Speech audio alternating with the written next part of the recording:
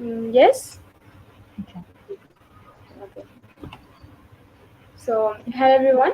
I am Hijab Wali and I am a student of Rehan School Academy campus. So, today's we have the very honorable and grateful guest whose name is Ma'am Lillian, Reekie Parenting Strategist. So, let's go and talk to her. Hello, ma'am. How are you? Hello, Hijab. It's lovely to be here. Thank you for having me. Okay, you're most welcome.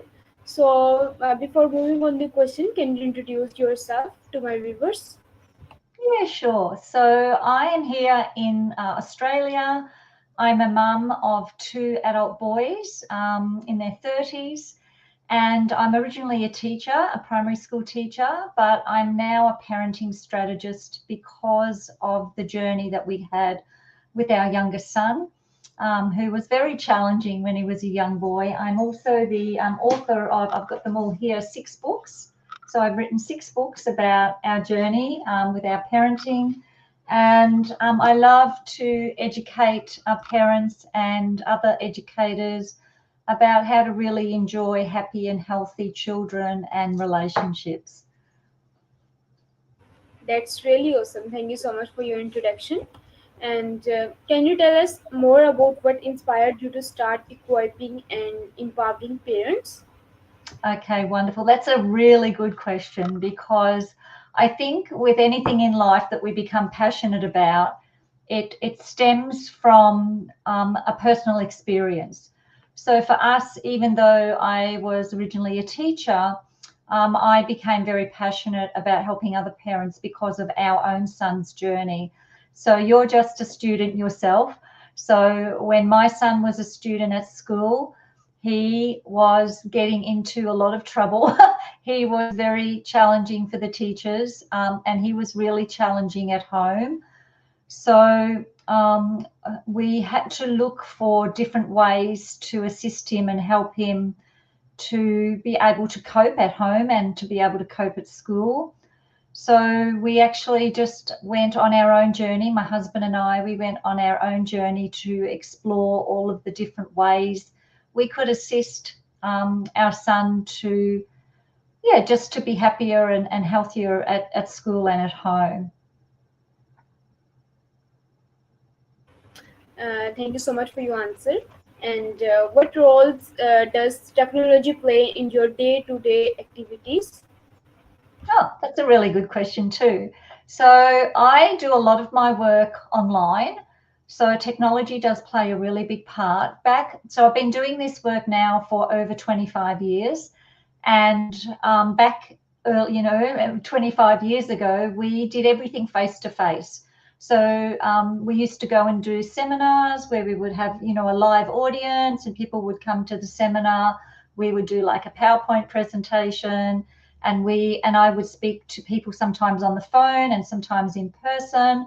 But now that we have so much technology, and I do a lot of my coaching online, I do my parenting courses online, and of course we utilize, Facebook and things like that for putting ourselves out there and having people find us and see us. So technology does play a big part in my business now, and I'm really grateful for it because it does make it a lot easier. Instead of having to go somewhere live and setting up for a seminar, now you just jump on Zoom and people can come and into your seminar or into your masterclass more easily. Amazing. Thank you so much for your answer. And can you tell me how do you handle stress and physical demands associated with your job? You've got some really good questions. I'm very fortunate that my job, which I don't call a job because it's a passion, I don't really have any stress with it because it is an absolute pleasure, and I absolutely love to assist parents with their parenting and to have better relationships with their children. So maybe the only stress sometimes is if technology is not working, or very little things. I really don't experience much stress because my job or my business brings me so much joy and so much pleasure that it's a joy to do. And any little pressures or stress really don't affect me, because I always try and keep a very positive attitude about everything. Thank you so much for your answer. And what specific challenges do you see parents facing today that prompted your focus on happy, healthy children and relationships? Another really good question, really good question. You've done really well with your research. That's a fantastic question. And I guess because I was that parent who was, facing the challenges, so I have experienced firsthand the challenges that parents have. And most of the parents who contact me now for help are experiencing children who are more intense or more demanding, or children who are perhaps not being compliant or cooperative at school or at home, and or they might not be listening to their parents. They may be showing disrespect, or just what parents call a challenging children, and they are wanting to seek better ways to communicate and relationship with their children. But unfortunately, a lot of the parents who come to me don't have the strategies to be able to deal with that. So they're looking for ways to find assistance to help them have a happier and healthier relationship, because their kids are not listening. Maybe at school they're getting into trouble at school. Maybe they're, fighting with their siblings, or I don't know if you have that, with your friends and family, kids who just are not being cooperative and helpful. So I help those parents to establish more connected relationships with their children, so that the children then want to be more cooperative and want to be more helpful at home and more studious at school as well. That's good. Thank you so much for your answer. And how do you define a happy, healthy child? Wow, another really good question. I guess that really depends on a lot of things. And so what if I was to ask you, I could bring that question back to you, what makes you happy as a child? So if you wanted to have the most ideal home, what would make you happy? So from, the all of the parents I've spoken to, we kids don't like parents who are yelling or shouting or punishing. They want a happy and calm household where everybody's happy. The siblings, brothers and sisters are getting along nicely. Parents are, kind and thoughtful and understanding, and where there's not that, stress and tension that can sometimes be in homes where the children are just like, oh, nobody understands me, I'm always getting in trouble, mum and dad are always yelling at me, or I'm in trouble at school. So I guess they just want to feel at peace, peaceful and calm. And when it comes to a healthy child, I really think there, once again, another great question, there's a lot of components to what makes a healthy child. Of course, looking at things like, the food that you eat and the water you drink and the environment you surround yourselves in, but also a healthy attitude, having an I can sort of attitude. Like, I know a lot of the students of the Rehan schools have got such a beautiful, healthy attitude about, being positive, and about entrepreneurship, and earning an income and learning. So it's a very holistic thing, happy and healthy, feeling good inside of yourself as a child or as a young person, and feeling accepted as well, I think, is important. Thank you so much for your answer. And so, what are some key principles or strategies you teach parents to achieve these goals? These goals. Absolutely. Once again, a fantastic question. I want to commend you on your questions, or your, seeking of the right questions, because this is really, really important. So for any parents listening in, a lot of parents, and this may be something that you may understand or maybe not as a young person, but a lot of parents are approaching their relationships with their children in an upside down way. So you can tell me if you can relate to this. Sometimes mum and dad or even teacher maybe gives you more attention and connection and relationship when you're doing the wrong thing. But you could be a good kid. Maybe you don't muck up and do the wrong thing. But a lot of children who are getting in trouble at school or at home, they break the rules, fight with their brothers and sisters, don't listen, don't do their homework, don't do their chores. And mum and dad give them more connection when they're doing the wrong thing. And what I teach parents is the best way to improve your relationships is actually to give them more connection and relationship when they're doing the right thing. So, for example, if you weren't being kind to your siblings, have you got siblings, brothers and sisters? So if you weren't being kind to your siblings and you were fighting with them or teasing them or hurting them or being unkind to them, your parents might come in and say, don't do that, that's not nice, you have to be kind to your brother or your sister. But the best way to do that is to look for the times. So for the parents to look for the times when the children are being kind. So when you are being kind to your brother or sister, you're helping them, or you're looking after them and you're being a good, brother or sister. That's when the parents can come in and say, I see you being really kind, with your brother and sister. You're helping them with their homework, or you're helping them with something, or you're spending time with them, and that really shows that you're a kind sister. That really shows that you're a kind brother. That really shows you're a kind person. So it's really about the parents focusing on the things the children are doing well when they're doing them well, and not focusing on when they're not doing it well. So that's one of the things I teach parents, but I teach them many things, but that's probably the thing that really comes to mind.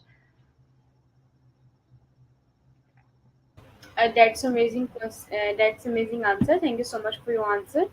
And my another question from you. Can you tell me what role do you believe purpose plays in parenting and family dynamics? Wow, that's really good questions.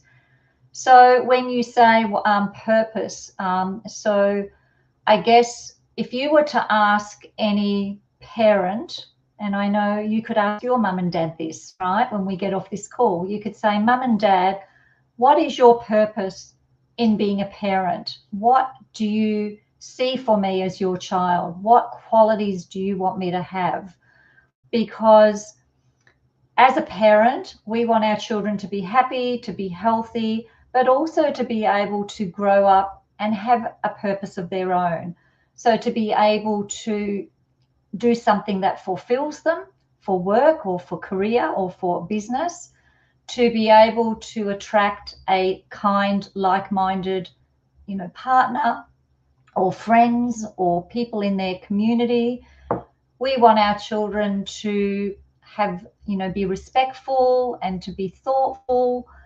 So I see my purpose in helping other parents with their purpose is to help build what we call, I teach something called the nurtured heart approach. So we call it building their inner wealth or their portfolio of greatness. So it's about focusing on the things that we want to grow in our children. So we want them to be kind. We want them to be respectful. We want them to be resilient. We want them to be entrepreneurial. We want them to be, a giving and kind and thoughtful person. So they're all the things that I would help parents to work on. Okay, thank you so much for your answer.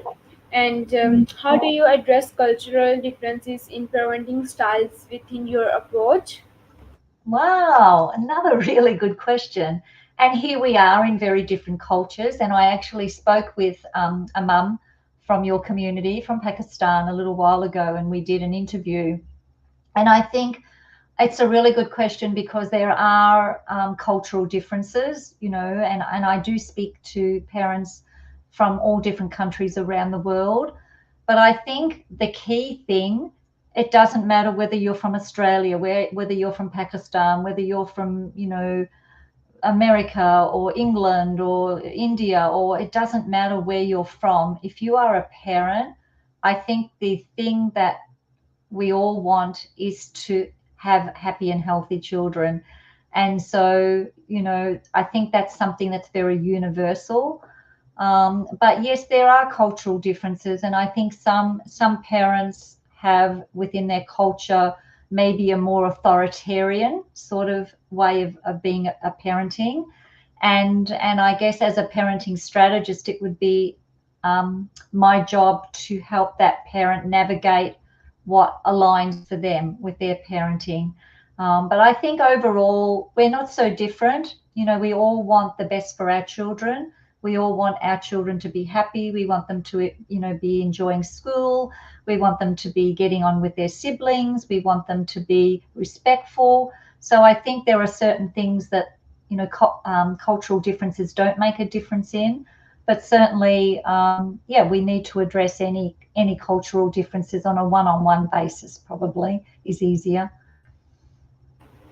Okay, thank you so much for your answer. And what are some misconceptions parents have about raising happy, healthy children? Mm. I think I think that it's going to be easy. Like when we become a parent, once again, if you ask your mum and dad, did you get a manual? Did you get a book that tells you how to parent? No, we don't get this, right? When we become a parent, we just have to learn as we go. So, and sometimes I think the misconception is that, oh, this is going to be easy. I turned out okay. My parents parented me in this way or that way. But I think today, um, children are more aware and more switched on, maybe because of the internet and technology and the availability of information. But when I was a little girl, for example, we just did what we were told mostly. But I think sometimes, children of this era are more informed. And so sometimes, parents think, oh, it's going to be easy to parent my child. But I think sometimes the children of today challenge their parents a little bit more than we maybe did when I was a little girl. So it's not an easy thing to be a parent, but it's definitely the most rewarding thing we will ever do, is to help, from a little baby up to a beautiful young person like yourself. I'm not sure how old you are, but I'm imagining you're what, about 15 or something like that? How old are you? Okay, thank you so much for your answer. And how do you measure the effectiveness of your programs or advice? Okay, that's another really good question. So basically, from the results the parents get. So when parents come to me and they're struggling with their children, with their relationships, with their children, not listening, not being cooperative, getting in trouble, and with the work that I do with them and help them, you know, I can see the effectiveness of my programs because the parents are telling me that their relationship with their children is better. Their children are now being more cooperative. They're listening now. They're, getting on better at school. They're not fighting with their siblings so much. And basically, if the parent feels happier, the children usually feel happier as well. So it's also about helping the parents to feel good about themselves as well, so that they can then help their children to feel good about themselves. So yeah, I get a lot of feedback about how effective my programs and advice are because the parents tell me that they're getting great results.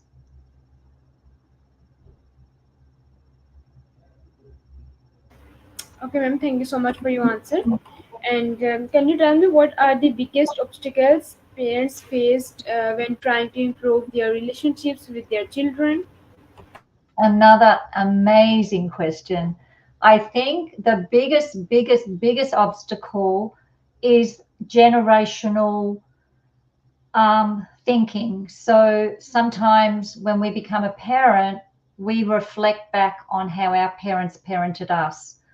And sometimes we don't really want to parent that way because we didn't like the way we were parented.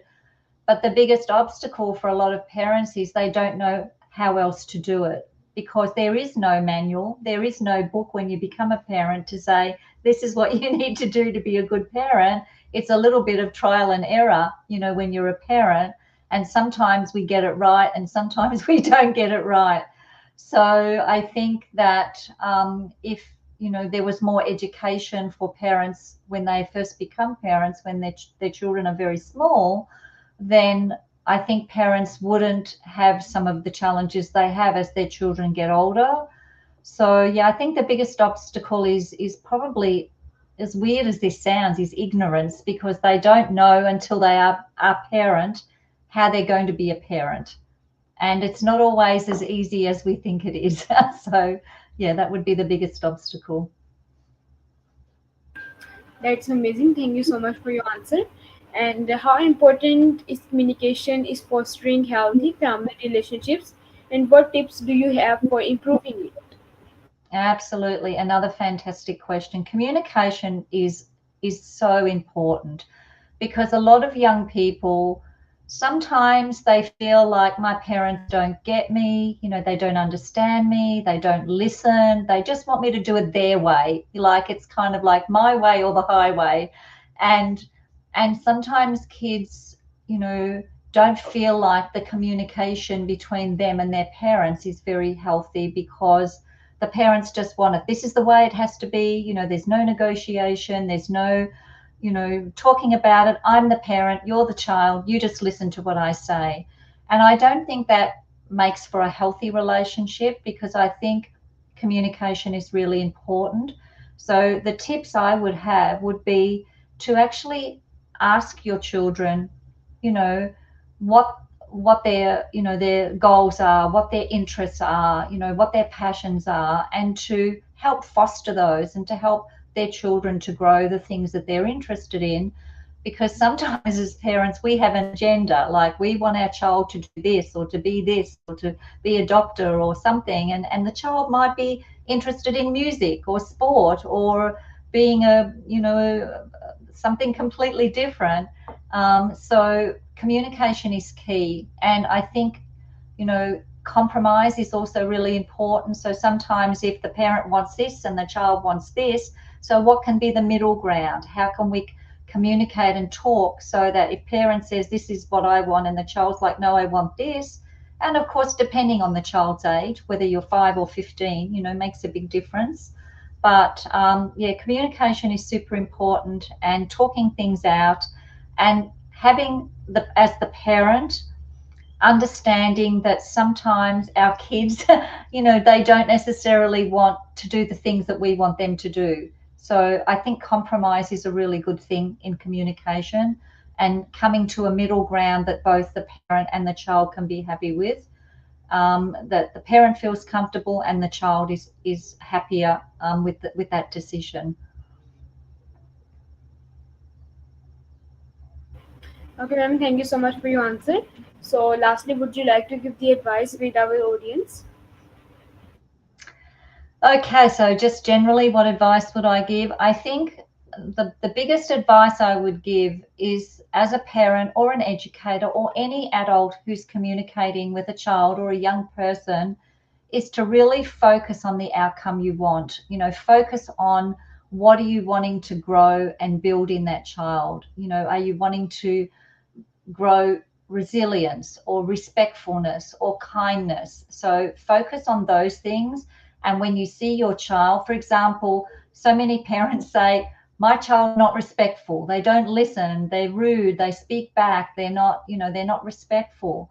So my advice would be, don't focus on when they're not being respectful, focus on when they are being respectful. Focus on telling them how respectful you are seeing them in this moment, and really looking for the times when they're doing the things that you really want to grow in them.